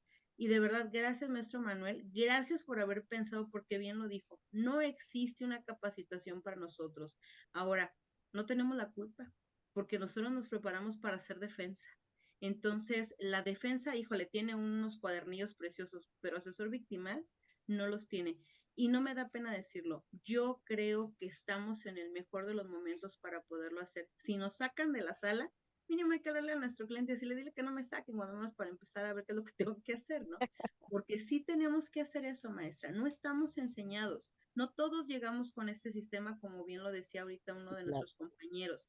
Los jóvenes, qué padre que ya lo llevan. Nosotros llegamos tarde a la repartición del pastel, pero somos tan tercos que creo que nos va a tocar cuando menos una buena rebanada.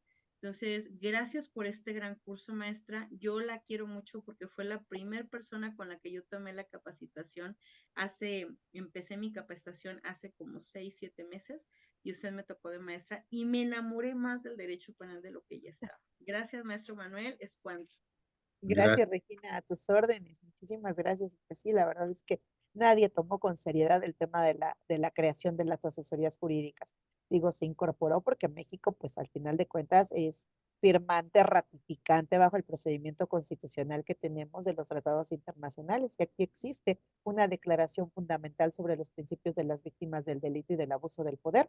De ahí entonces que si ustedes revisan, comparan la declaración de los principios de las víctimas y el 20 de la Constitución, pues es exactamente lo mismo. Entonces, no teníamos de otra más que decir, pues entrar el paquete, pero cuando el Estado se da cuenta que creó la figura constitucional de la asesoría jurídica de las víctimas, pues ahí viene el, y ahora cómo le hacemos frente, ¿no? Incluso la existencia de las comisiones de atención a víctimas. Ustedes recordarán que de origen solo teníamos a la Comisión Federal, en ese caso era la General de Atención a Víctimas, ¿no? En muchos estados de la República Mexicana ya con Ley General de Víctimas, con reglamento de la Ley General de Víctimas, incluso el reglamento mismo surgió mucho tiempo después de haberse promulgado la Ley General de Víctimas, esas cosas legislativas que uno no termina por explicarse en un país como el nuestro. Bueno, pues ahí vienen las comisiones de atención a víctimas, incluso la Ciudad de México fue de las últimas entidades en tener una comisión de atención a víctimas, ¿no? O ya tenemos ahí en República de Tacuba, creo que se llama la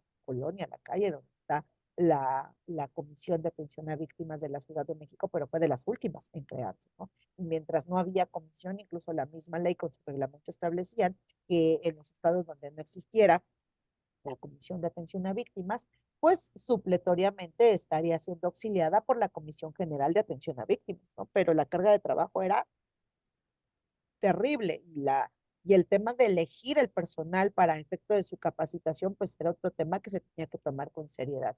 Y por lo tanto, pues si el Estado mismo no había capacitado a sus asesores jurídicos públicos victimales, pues la asesoría jurídica particular pues quedaba por ahí volando, ¿no? Pero pues en esas andamos. Gracias, Regina. Israel, por favor. Muchas gracias. Nada más rápido, perdón que te interrumpa, maestra. Ya me están llegando mensajes. Lo único que les pido es me envían la fotografía, la captura que están ahorita y es un único pago de 700 pesos. Y por favor, lo único, pónganme su nombre completo porque así se los pide el Messenger del Liceo Académico. Tu nombre completo, escríbanme su nombre completo y esto se los pido para adelantar, agilizar porque el curso comienza pasado mañana. Quien haga su pago que me haya comprobado que estuvo hoy dentro, porque me están llegando ya varias fotografías. Muchas gracias. Les agradezco el interés que están teniendo en este curso, que sabíamos de antemano que iba a ser un éxito. Y pues para que sea mayor éxito, pues necesitamos que estén todos ustedes. La verdad es que los grupos de la maestra se caracterizan por ser grupos grandes. Entonces, ahorita por eso es que hago esta oferta para que todos, o sea, todos los que han estado, la gran mayoría realmente no es nada gravoso, los 700 pesos en un solo pago, y quien no, pues bueno, puede pagar en dos parcialidades, ¿sí? Solo mándenme la fotografía y su nombre completo para tenerlos registrados desde el principio. ¿Por qué? Porque la mecánica es que cuando les entregamos la constancia de participación ya desde un principio queremos saber cuál es el nombre de cada uno de ustedes. Adelante, voy con Israel Álvarez. Adelante. Sí, buenas noches, doctor. Buenas noches a la Hola, maestra y buenas Israel. noches a los compañeros que se dieron cita el día de hoy. Este, por cuanto hace lo que refiere de que para que haya una oposición, como usted lo refiere, fundada para una salida alterna o una terminación anticipada del proceso, como asesor jurídico, obviamente la defensa propone las condiciones, pero uno como asesor jurídico también puede proponer en términos, me parece que del 195 del Código Nacional, Código. pero ahí el juez mm, pondera y él resuelve, tiene la facultad de resolver un ejemplo, ¿no? La defensa propone que no se acerque y que viva en un lugar determinado, pero el asesor jurídico, en este caso, refiere, no, que vaya a terapias psicológicas y que vaya a, no sé, que dé un donativo a alguna institución pública. Bueno, Y la acuérdate, defensa dice Israel, que no, que por cualquier cosa. acuérdate que la naturaleza de las condiciones que se establecen en una suspensión condicional tienen que ver con la cuestión del hecho delictivo. Y en este caso, pues también el órgano jurisdiccional podrá, cuando así lo considere pertinente, utilizar la evaluación de riesgo que para tal efecto haya realizado la UMECA. Tienen una finalidad, salvaguardar de manera efectiva los derechos de la víctima del delito. Entonces, en este caso, las condiciones que se fijen van encaminadas justo a la naturaleza del hecho delictivo y a salvaguardar efectivamente los derechos de la víctima del delito. Si, por ejemplo, me quiero yo obligar a dejar de ingerir bebidas alcohólicas o dejar de ingerir drogas, pero no hay un elemento objetivo que se desprenda de la información vertida por el agente del Ministerio Público en la audiencia inicial en donde el hecho delictivo yo lo haya cometido bajo el influjo del alcohol o bajo el influjo de las drogas, pues no es una condición que guarde relación. Entonces el juez no la va a tomar en cuenta, ¿no? Aquí tendría que ser en el caso de señalar las condiciones, cuando, por ejemplo, el Ministerio Público dice, su señoría, toda vez que se trata de un hecho delictivo que consiste en la violencia familiar, solicito que la persona imputada no se acerque a la víctima del delito. Ok, ¿a cuántos metros quieres que no se acerque? Bueno, pues a 50 metros. Pero dice el asesor jurídico, lo que no sabes es que viven en el mismo edificio. Entonces, el imputado tiene tantos meses que se salió, pero como parte de un procedimiento familiar, tienen establecido el tema de la custodia compartida, y para efectos de la custodia compartida, pues entonces él se fue a vivir en el mismo edificio, porque además los horarios laborales de cada uno de ellos, pues se la van campechaneando para poder cuidar ambos de los hijos. Entonces, no es una condición pues que realmente salvaguarde de manera efectiva el derecho de la víctima del delito. Ahí ya el asesor jurídico tendría que realizar esa ponderación y aportar esa información que desconoce el órgano jurisdiccional. ¿Me explico, Israel? Pero tienen que ir necesariamente Ok. relacionadas. ¿Ah? Pero, pues así como asesor, tienes que acreditar Claro, ese riesgo, por así decirlo. Y ya así es, quien determinará será el órgano jurisdiccional. efectivamente, elementos objetivos. ¿Ah? Oh, gracias, maestro. A tus órdenes. Raúl, por favor. Perdón, tantito aquí. ¿Salo me ayudas, por favor, maestro? Para abrirles. Es que ya varios me están pidiendo su promoción. Gracias, Ya les voy a gracias, mandar. Manuel. Adelante.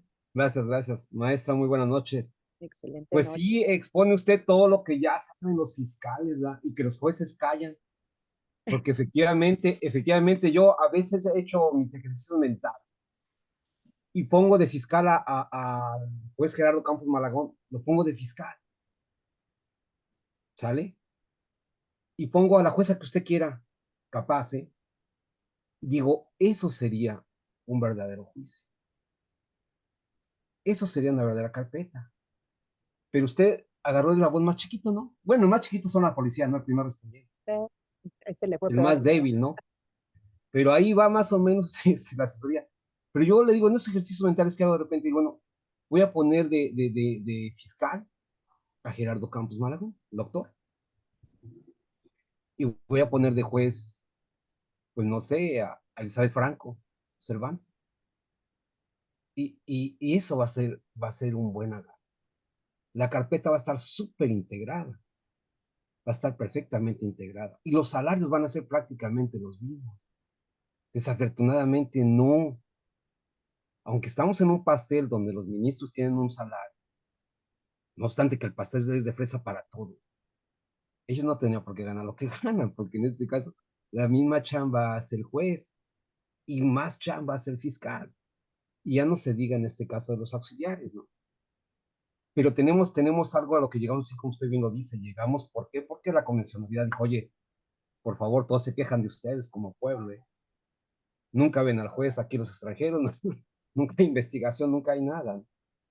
Entonces, bastante grato que esté la clase de ustedes, maestra, la verdad, bastante importante, porque es bastante divertido. Para mí es muy divertido cuando llevo la asesoría victimal, porque desafortunadamente o afortunadamente cuando vas a asesor victimal, vas contra tres. Vas contra la defensa, vas contra el fiscal y vas contra el juez, porque desafortunadamente el juez, de una manera muy sucia, con sus honrosas excepciones, ya lleva pauta.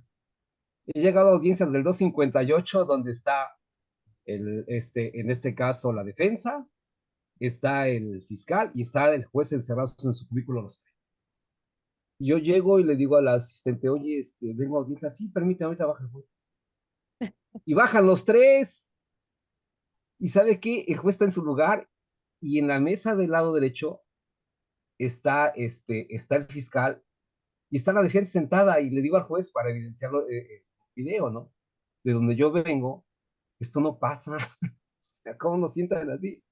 Pero ok, son esas cosas que a mí me gustaría, obviamente, estoy seguro que vamos a tratar, porque hay cosas en las que yo digo, voy mejor solo que mal acompañado. Sí, Hay claro. delitos, se lo ponía yo en cierta ocasión al señor maestro Gonzalo Bustillos. Sabes que hay cosas que no tiene por qué tener el imperio si el fiscal no puede tener en este caso nada más el ejercicio de la acción. Yo le integro a usted, según a la capacidad y el respaldo que tenga, una carpeta por despojito. No sé qué le gusta a usted, maestra. 45 días, como siempre, le pidan un civil, Sí, le llega claro. su material, usted trabaja, saca usted en este caso su material probatorio, trata, sustenta, arma y lo presenta. ¿Qué ciencia tiene eso? Y llevo 2 años con, Integrando y una, sí, con, sí con, nos una, va. con un despojito. Y digo, no. Entonces, ¿en qué sentido entra mi amparo? Pues obviamente entra no me gusta pedir en este caso, tutela de derechos, porque es lo mismo, seguir con el juez es pelotear. Mejor me voy al federal y pido en este caso amparo contra normas. Digo, oye, pero ya quítale por favor el monopolio a este bandido, porque la verdad, con el debido respeto a mis compañeros y fiscales, porque la verdad aquí es un problema que no lo podemos parar. Sí, claro. El fiscal llega a un asunto y ve el signo de peso, porque me toca hacer defensa y me dicen, ¿qué onda, Lee? Lo podemos cuadrar.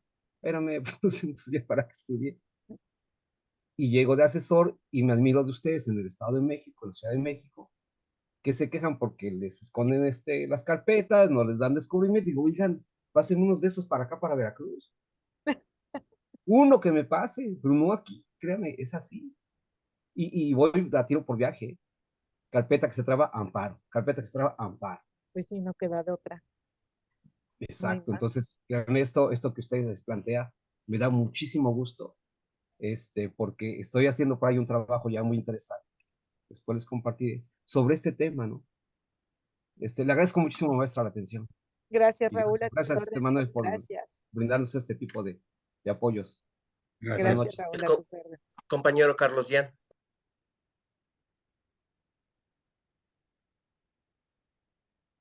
Listo, ya, lo Sí, escuchamos. bien. Maestra, antes que otra cosa, le quiero felicitar porque la verdad nunca había yo tenido el gusto de entrar a una plática o a una charla o realmente un taller en el cual va a ser para mí un privilegio el ingresar con ustedes realmente como ponentes.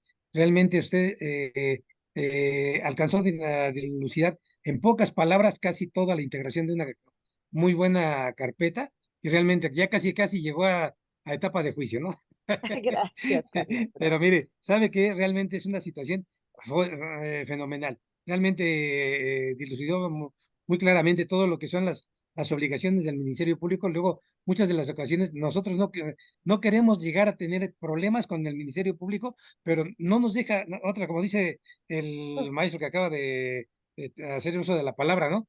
realmente no nos deja otra salida más que luego muchas de las ocasiones tenemos que estar amparando, amparando, amparando.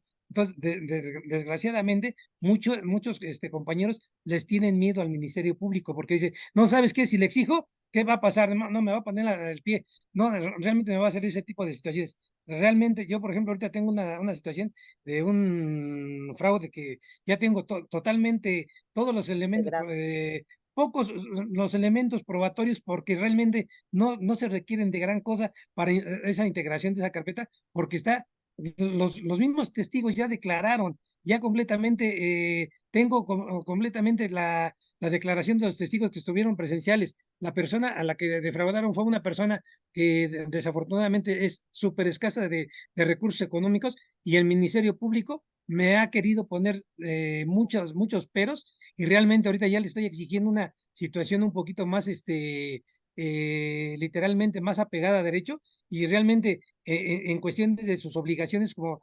bien lo establece el 131, sus obligaciones del Ministerio Público y los derechos de la víctima, realmente son situaciones en las que verdaderamente no únicamente me estoy enfocando directamente al Código Nacional de Procedimientos Penales, sino que también a la ley de víctimas, a los tratados internacionales, todo le estoy metiendo un poquito de todo para que verdaderamente se dé cuenta que no desconocemos realmente de la situación del Ministerio Público, porque el Ministerio Público, la última vez que tuve la oportunidad de ir a verlo, bueno, yo soy aquí en Pachuca Hidalgo, donde estamos viendo este problema, está a 70 kilómetros de aquí, más o menos, la comunidad se llama Santiago Tulantepec, no sé si conozca alguno de ellos, pero es una situación en la que verdaderamente estuve tratando de llegar a la rapidez con la integración de la carpeta, porque realmente no tengo más elementos o datos o medios probatorios para que verdaderamente se dé como tal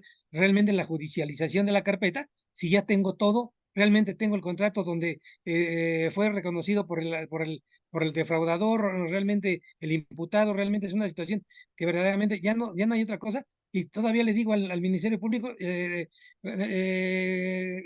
licenciado, ¿sabe qué? Necesito que se le dé velocidad a esa carpeta porque, miren, ya tenemos todo lo integrado. Dice, oiga, licenciado, usted se me pone, me ha estado exigiendo un poquito, muy apegado a ese tipo de situaciones, pero ¿cuánto tiempo tiene su carpeta? Le digo, "Pues, tiene 2 meses y medio". Bueno, pues espéreme tantito porque pues, realmente hay otras que tienen un año, algo. No, permítame tantito, licenciado. Yo no quiero que tenga un medio año ni un año. Yo realmente nada más dígame qué es lo que le hace falta para que verdaderamente me dé continuidad, porque verdaderamente ya le solicité de que verdaderamente le envíe a Umeca, no lo ha hecho.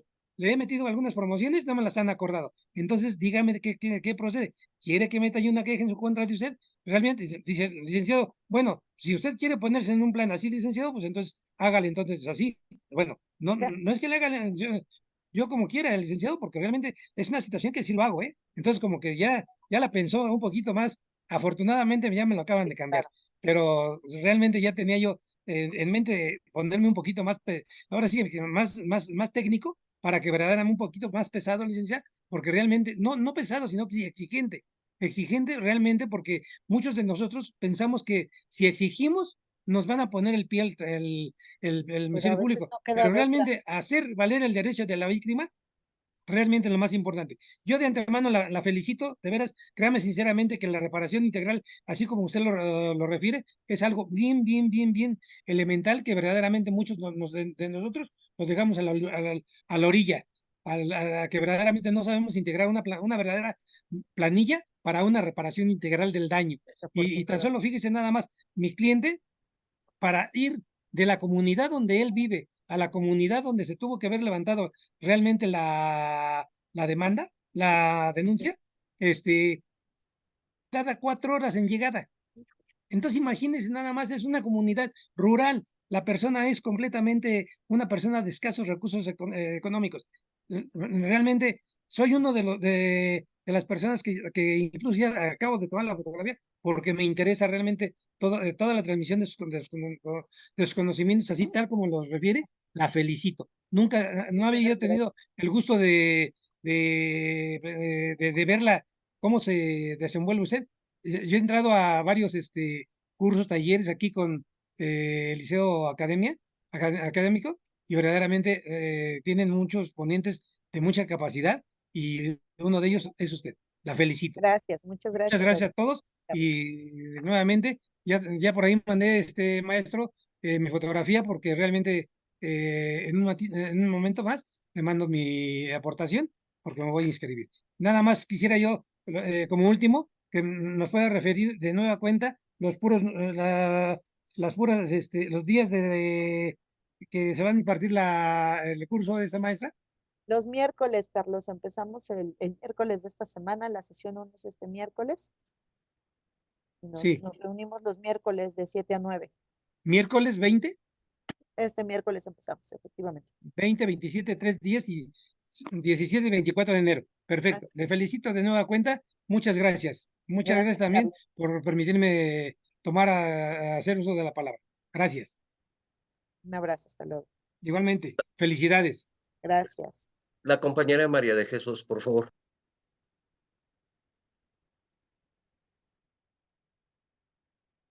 Buenas noches, ¿sí me escuchó? Hola, sí, la escuchamos. Buenas noches. Miren, primero que nada, quiero felicitarla porque por primera vez escucho a una persona manifestar lo que yo he manifestado en muchas audiencias como asesora jurídica. He tenido problemas aquí en el estado de Veracruz, lo que dijo el abogado que es de Veracruz. La verdad, la justicia aquí en Veracruz se vende al mejor postor.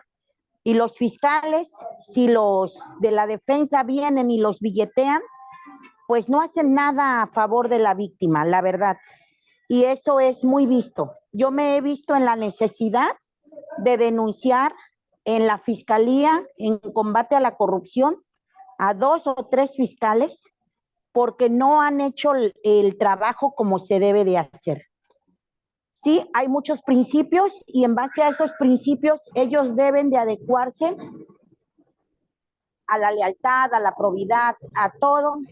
Entonces, ellos deben de garantizar a la víctima que se le dé de verdad una reparación integral del daño. Por eso hay jurisprudencia, existe una ley general de víctimas y uno como asesor debe de estar capacitado y debe de estar no nada más de venir y decir yo leí en el Código Nacional, sino que abocarse a tratados internacionales, Claro. leer la Ley General de Víctimas, leer las jurisprudencias que dicen que se debe de reparar el daño en sus 5 esferas. O sea, todo ese tipo de situaciones que a pesar de que a mí me dicen los fiscales cuando vamos a ingresar a audiencia, usted nada más va a decir esto, yo les digo que sí. Lógicamente que no voy a hacer lo que ellos me digan. Cuando los jueces nos dan el uso de la palabra, me dice, ¿algo que manifestar, asesoría jurídica? Sí, cómo no, en este momento, su señoría, quiero hacer de manifiesto que esto y esto lo omitió la fiscalía. Por ejemplo, cuando omiten datos de prueba o alguna, existen integrados dentro de la carpeta, se encuentran, o sea, manifiesto lo que es. Y muchas veces la fiscalía, por proteger a los que son los imputados, porque ya la defensa los billeteó, hacen eso y omiten muchas cosas. Entonces, uno como asesor debe de estar checando lo que van diciendo, ir anotando lo que les faltó. Y en ese momento es lo que uno debe de manifestar. Claro. Su señoría, supongo que por exceso de carga de trabajo, yo así le hago para que no sientan que la llevo en contra de ellos. Sí, la fiscalía omitió manifestar este dato o medio de prueba que quiero, por ejemplo, si voy a llegar a juicio, para que se desahogue en juicio, ¿no? Entonces, se les manifiesta. ¿Y qué crees? Si lo toman en cuenta los jueces. Han levantado hasta denuncias en ese momento, ordenan que se levante una investigación o que se integre una denuncia en contra de la fiscalía por tales y tales omisiones, lo cual es muy obvio. Entonces, uno como asesor jurídico, así como somos defensa, así debemos de defender a la víctima también. Entonces, es cuando debemos capacitarnos más.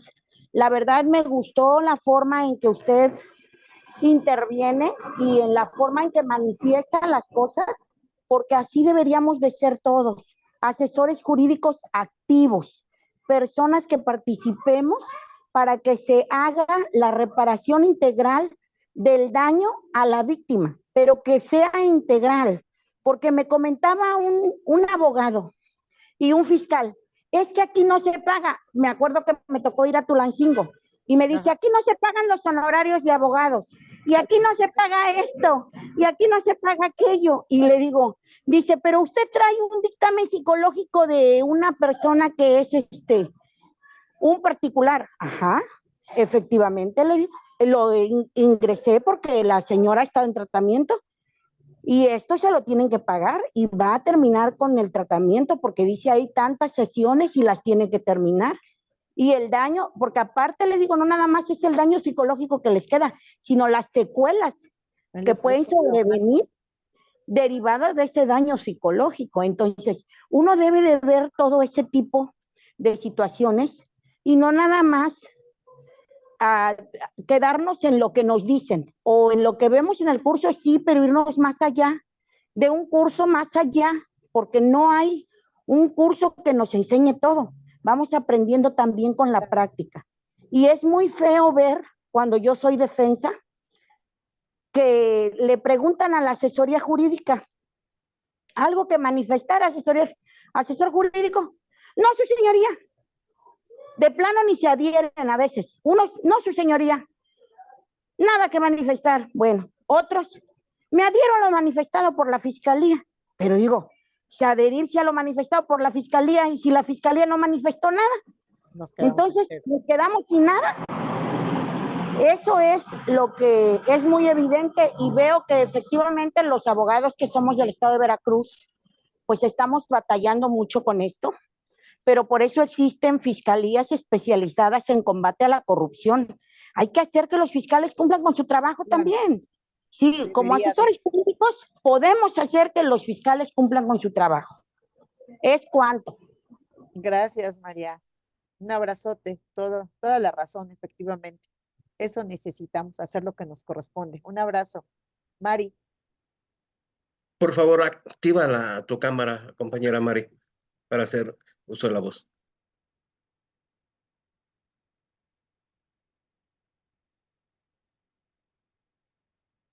Listo. Listísimo. No, creo que no tiene su audio en su... Listo, Mari. Gracias. Buenas noches. Hola, buenas noches. Primero que nada, pues agradezco muchísimo. Digo, me encanta que sea la ponente una mujer. Gracias. Y pues en primer término, algo que me interesa, yo pagué, bueno, ahorita estoy aquí como Mari, pero mi nombre es Alberta Delgado, y pagué ya la mitad, y ahorita hasta ahorita salió la promoción, digo, no sé si me la puedan hacer válida posteriormente. Y eso ya me pongo de acuerdo. Si tengo su pago, efectivamente, yo me pongo de acuerdo con los que estuvieron dentro de la sesión. Ya ahorita les estoy respondiendo a todos y voy a dar los nombres en público al finalizar para que sepan quiénes son quienes se comprometieron, con quienes voy a tener el compromiso, sea académico, y el compromiso. Ok. Y en segundo término, me llamó mucho la atención la parte donde decimos que las víctimas, pero no directamente la víctima, sino aquí yo tengo tema con los familiares, o sea, con los familiares de la víctima que no me está aceptando Ministerio Público esta reparación. O sea, ellos dicen, no, es que lo tome o que lo haga por cuerdas separadas. Le digo, pero todo es derivado de esto. Y ella y la otra persona está tomando asesorías psicológicas por una dependencia pública distinta a la que mandaron a la víctima. Sin embargo, Ministerio Público no me lo está queriendo tomar en cuenta. O sea, ella me dijo, no, si ella quiere que por otra vía que reclame, pero por esta no. Digo, pero todo es derivado de lo mismo. O sea, es la familiar directa y no puede ser posible que esté pasando esto. Entonces ahí me pareció bastante interesante. Digo, desde que vi el temario, yo quiero que ustedes nos guíen en esta travesía queriendo encontrar justicia. Gracias. ¿Son hijos? ¿O quiénes Es son la los hija, familiares? la hija y la mamá, y a la que no me están tomando en cuenta es a la mamá.